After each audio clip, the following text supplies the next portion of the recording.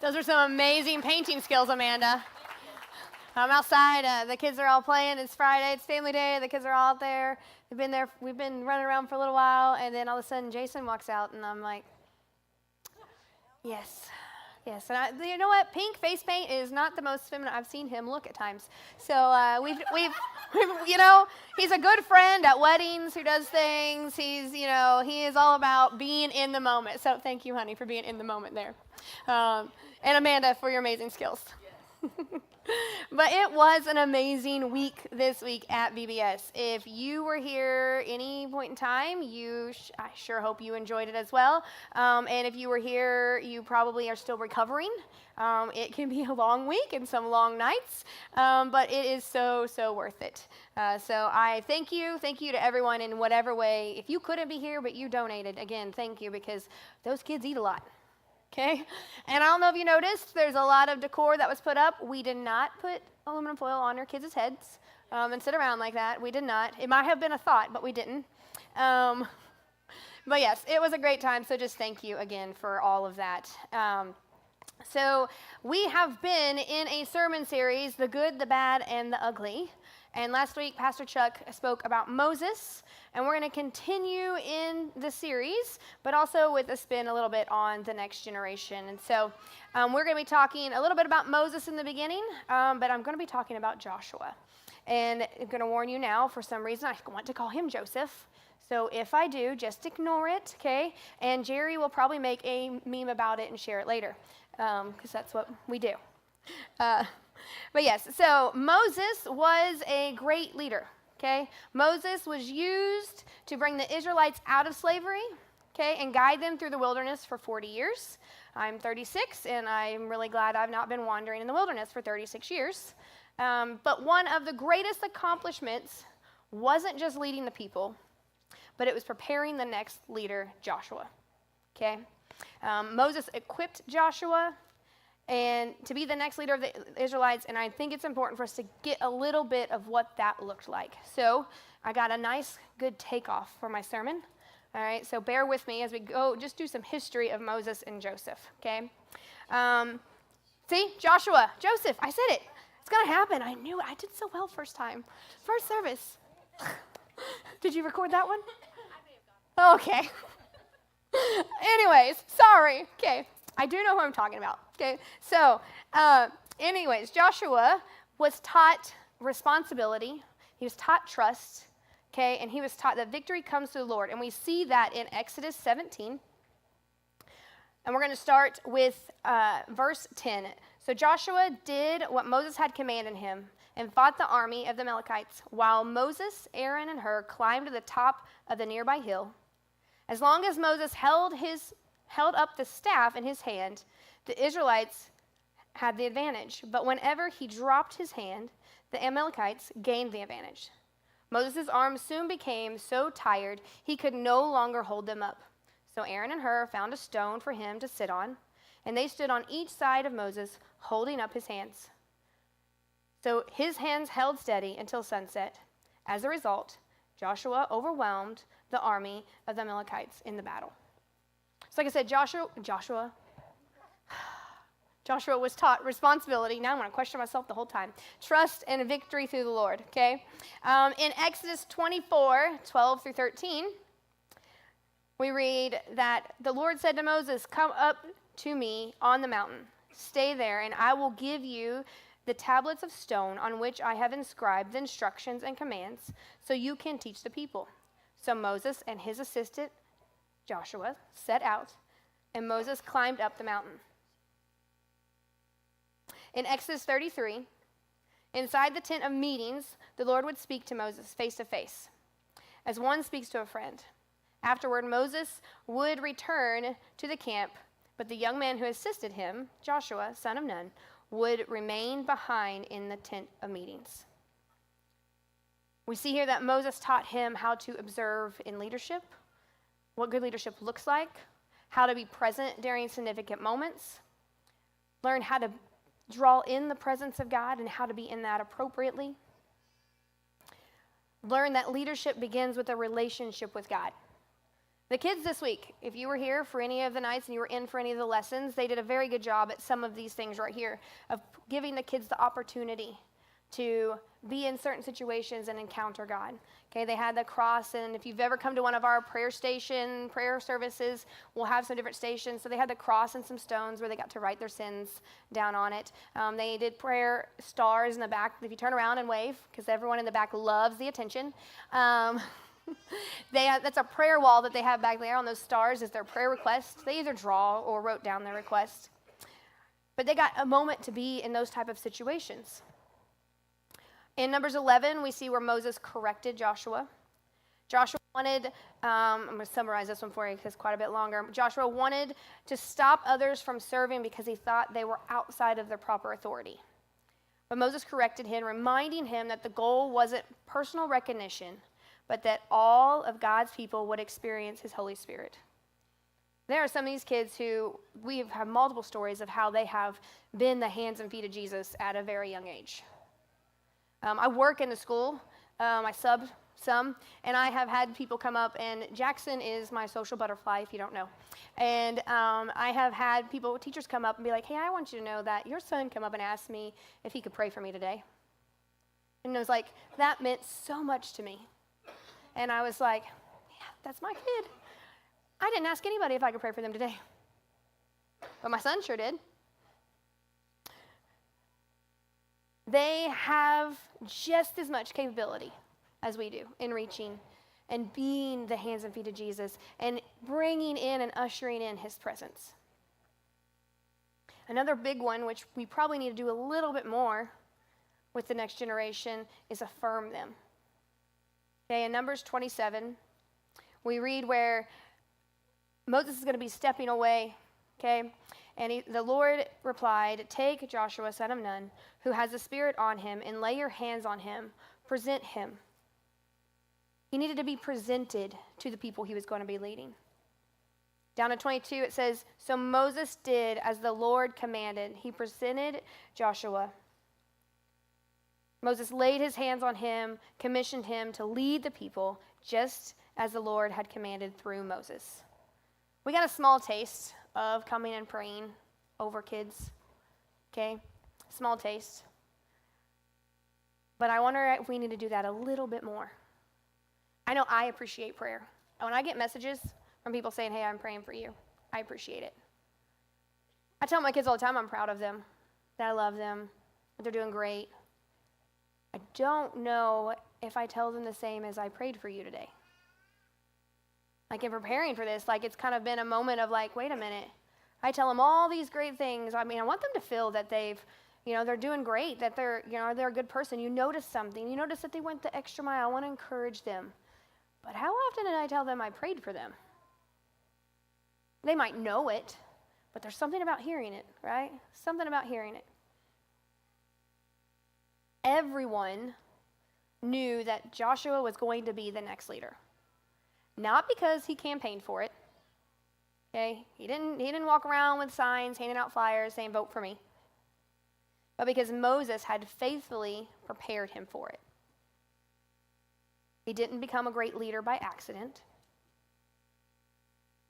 He became a great leader because someone invested in him long before anyone else saw his potential.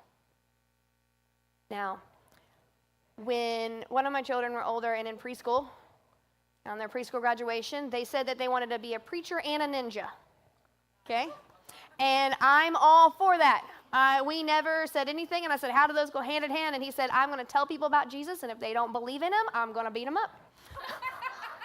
I don't think that's what ninjas do, but okay. That was his statement, okay? When you're a kid, you have these dreams, okay? Like, how many of you have told your kids that they could be president one day? I didn't tell my kids that. Did anyone tell them they could be president one day? Do you tell them they could be a doctor? Do you tell them that they could be a dentist? Do you tell them that they could be a teacher? Do you tell them all these things? Do you tell them that they could be a preacher? Maybe, maybe not. Moses saw the potential, and he invested in it. All right, so that was my takeoff. Now we get to the good stuff. All right, so the good and the bad, the ugly of Joshua. okay? Joshua was a good leader, okay? He was good. He was faithful. Okay, I'm not going to give you all of these scripture verses because I'm just going to give you where you can find them. Feel free to dig into your Bible this week, okay? Joshua was faithful. You can see that in Numbers 13, okay? He trusted God completely, which you see in Joshua 3 of crossing of the Jordan, and also the march around Jericho in Joshua 6, okay? He obeyed even when it didn't make sense, like marching around a wall, blowing a trumpet. Listen, these kids will do it.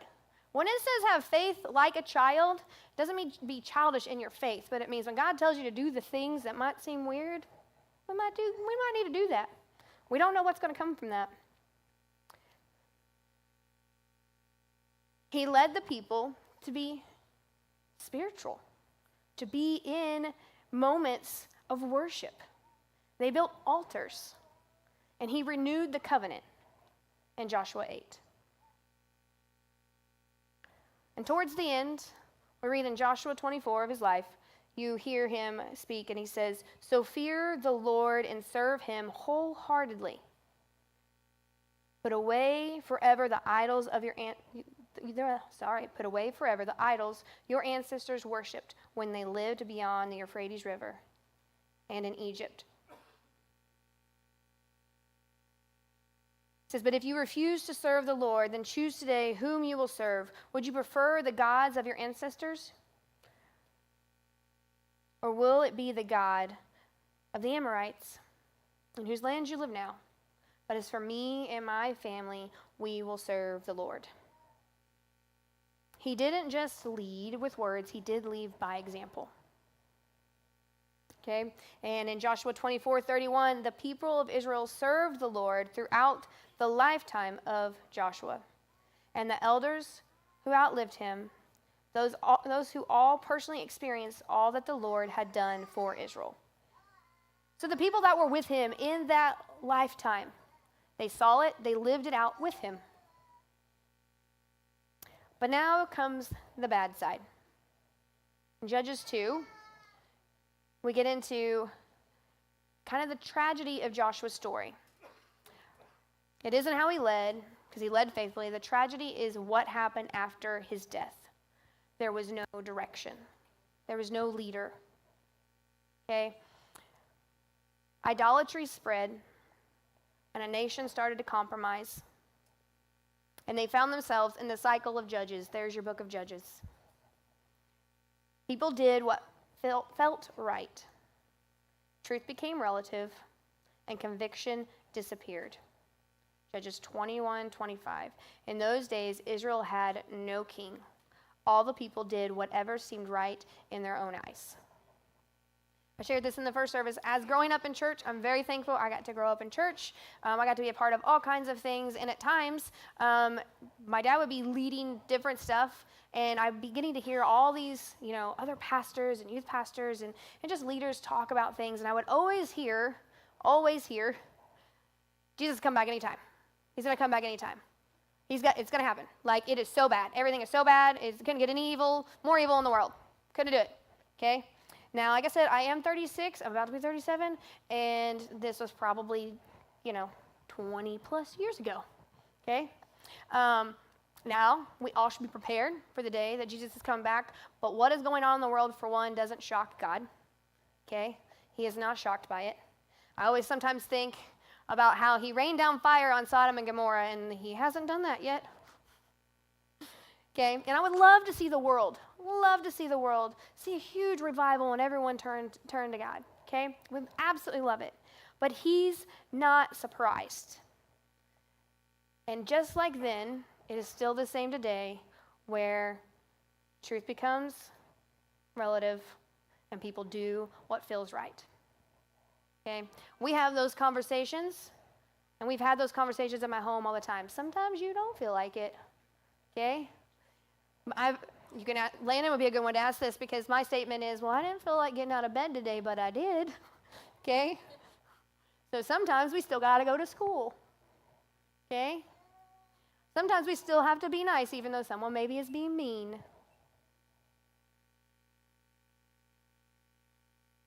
But there's an even uglier side to Joseph's story.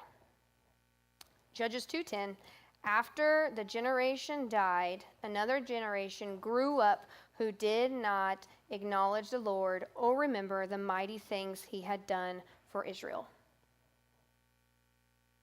Just this week, it may have been yesterday, I'm lacking in sleep. If it wasn't yesterday, it was Friday. I actually, for whatever reason, was like, we're in the car. It was me and Carson and Layla, and I'm talking, and I said, you know what?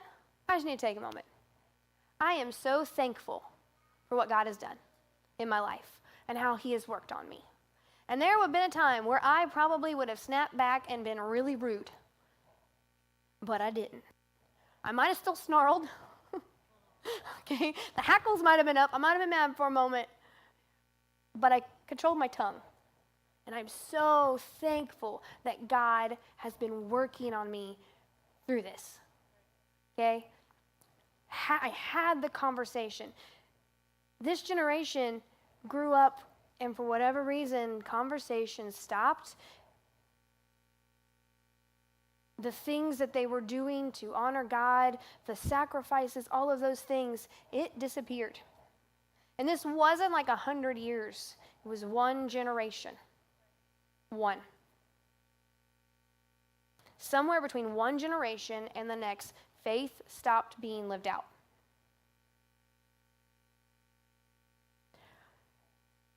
I looked up some stats of some things because I like that. I'm a little bit of a nerd when it comes to some of that. I like math too. Just don't ask me to write a paper. But 57% of teens who attend youth group, 57% of teens have attended a youth group in the last 3 months in the United States. 57%. Sounds pretty good, right? But only 18 demonstrate an active, well-rounded Christian faith in multiple areas of their life. From 57 to 18. There's a study for the Institute of Family Studies found that children are more likely to follow their faith into adulthood if their families attend church together, if they pray with their children, their parents, talk about their faith at home, model authentic relationship with God. It's at home, in daily life, living out your faith. Your life of your constant relationship with Christ is the best sermon, best lesson they could ever get. But that's even in the raw things. That's even in the difficult things. It is no surprise to my children that I have struggled with my anger. They experience it. Okay? But it's also okay for me to say, hey, listen, my kids are probably shaking their head in here. I'm not even going to look at them. It is no surprise to them of my struggle. But for me to celebrate it and take the time to recognize it, hopefully that's not a surprise either, that we're recognizing the things God does in our lives. Just showing up on church on Sundays isn't enough. But it's not just on the families. I love our church family, and we claim to be a family, and that means, I don't know about you all, but in my household, the motto goes, if you walk to the trash can and the trash can's full, guess what you need to do? Take the trash out, okay? If you are the one who uses the last of the toilet paper, what do you need to do? Don't you dare do that to me, okay? I live in a house of mostly boys, okay? And I go in there, I'm like, I'm the only one. Well, how does there never any toilet paper? But you do your part, right? As a church, we also have a part. So for my household, it hits in multiple levels, this conversation. Okay? First off, we are a family who goes here. We are a family who needs to come here and be poured into. My children need some better examples of how to handle their anger. Okay? They need that. I was reminded in the first service, I guess I made something as me and Jason come here as adults. I guess the term legal adults, we don't always act like adults. Okay? We need you to pour into us. Like I said, I like the messages of, hey, I prayed for you today. Hey, you were on my mind. How are you doing?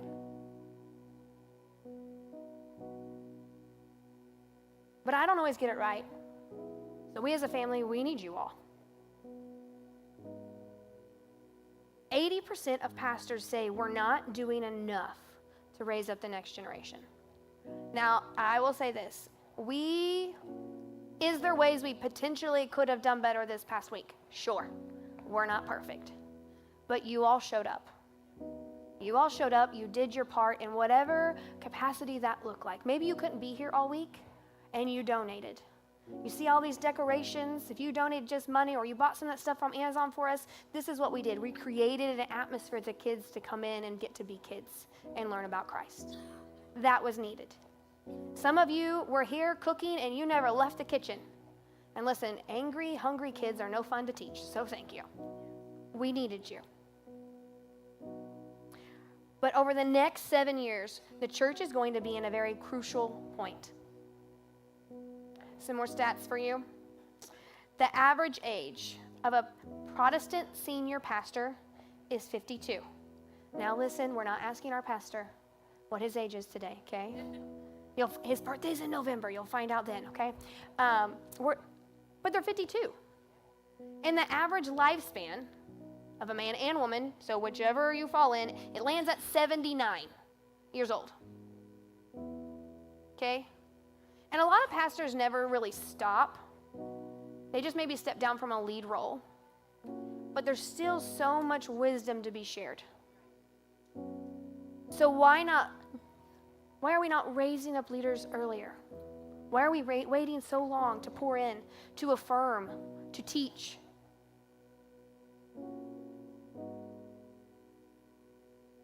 As a church, again, like I said, we do pretty good about a lot of good things here.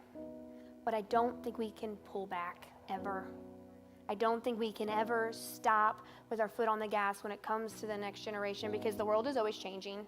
Things are always going on. There's new things, new fads, okay, weird phrases. As a church, we have to always be looking at how we can do better. How do we grow? Not just in reaching the lost and in numbers, but how do we also grow in making disciples? How do we teach kids who very well can in their school make disciples? Do we talk to them about that? So in the beginning, I shared about how Joseph was taught by Moses. And this team this last week, this VBS team that did the lessons, they did an amazing job at doing some of this. Okay? They were goofy with them. Isaac told us not to splash up here. I don't know if you noticed. He was the one who splashed the most in the cold water. Okay? We prayed with them. I remember some of the leaders who were helping some of the younger ones write out their prayer requests on the stars. And they'd be walking back with the kids and they're just sobbing. They're just sobbing. The kids knew how to be in those moments. Now, yes, we didn't do an hour-long prayer station like we do here for the adults. It was just little 15-minute rotations of lessons and a couple of minutes of just some reverence, some quiet. They asked me to have instrumental music ready for the prayer times. And I was thinking, this is going to be a mess, okay? We had 4 age groups. You have your oldest ones, they were the Rangers. You had the Navigators, the Explorers, and then the youngest, which is ages 3 to 5, were the Cadets, okay? And the Cadets were always first to the lesson, okay, for multiple reasons. We got them in here, and we don't have to try to get them back, okay? But then next, it kind of gives us a little bit of wiggle room to see if we need to change some things. They practice, they go through their lesson, they do their skit, but you just never know with kids, right? Kids say the darndest things. But in those moments where they talk to them and they talk to them about prayer and they talk to them about giving away, talking about their sins and asking for forgiveness, those kids were quiet. And yeah, some of their prayers might have sounded a little silly, but they're learning how to talk with God. They're learning. You know what? I sure am going to pray with you and the Power Rangers. Let's do it. Why? Because we can bring anything to God. And learning that there is so important. I watched them worship and got to worship with them, and I meant to share this as well first service, and it failed me. But we were sitting here, and the first song that we were singing, and the part it's like, I believe, I believe, I believe, I believe in you. And I watched a little boy sit here, his eyes closed, singing at the top of his lung, I believe, I believe. And it was like, it wasn't him being silly. He was there. I shared also the story of how they got to see victory through Christ. And there was a couple of them that really got to experience some of that. As some of you may know, that the PARs were back in Philadelphia. Remy had to have another procedure, and it can be a long process. His first one was very long. Some unexpected complications went on, and so we were doing better, but we were still having some issues. And his two older brothers are here, though, at VBS. They're here. They're bringing their cousin, okay? And the night we did the prayer request on the stars, you write your little prayers out. Both of them are writing about their family. Bring Remy home, help Remy, keep my family safe, all the things. And then service gets over, and Jason ends up on the phone with Derek, and I'm in the back, and I'm like looking at the stars because I didn't get to really be a part of that. I'm in the back working during that, so I wanted to read them. So I'm back there, and I see the star of one of them writing, I believe it was Brantley, writing, be with Remy, help Remy. And then Jason gets off the phone with Derek, and he comes and talks to me. He's like, so at some point in time, during the prayer, right after the prayer, I don't really know, but Remy stopped getting sick. And the little boy just got up and was ready to play. There is power in what they do. The same God. In the song that we sing, the same God. So Moses invested into Joshua, and Joshua led a nation.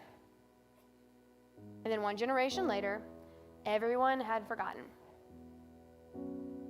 I don't want that to be my story. I don't want that to be my children's story, and I don't want that to be our church's story.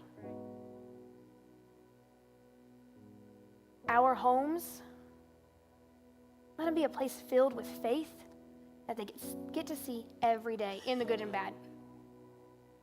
At our house, if you're having a bad day, you can own your bad day. You're still responsible for how you act and what you say and do, but it's okay to say I'm having a bad day. Let our church be a place where children are known and loved and discipled. My kids know that they don't get screen time if they don't have their devotions.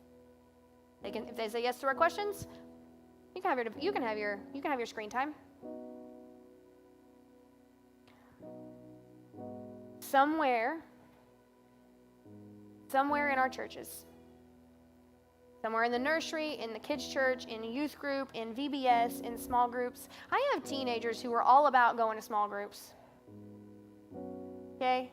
If they can make it, if someone can help them get there, they will be there. Some of them are 13, 14 years old. Guess what? They can't drive. And some small groups happen different nights of the week, and parents can't always get them there. But some people go and pick them up. Somewhere in our church is the next Joshua, the next leader, great leader. But maybe a missionary, maybe a pastor, a godly husband, a godly wife, a mother, a father, who will one day raise kids who we need to be investing, that they know how to raise those kids, that they can invest in to raise the next generation and the next generation.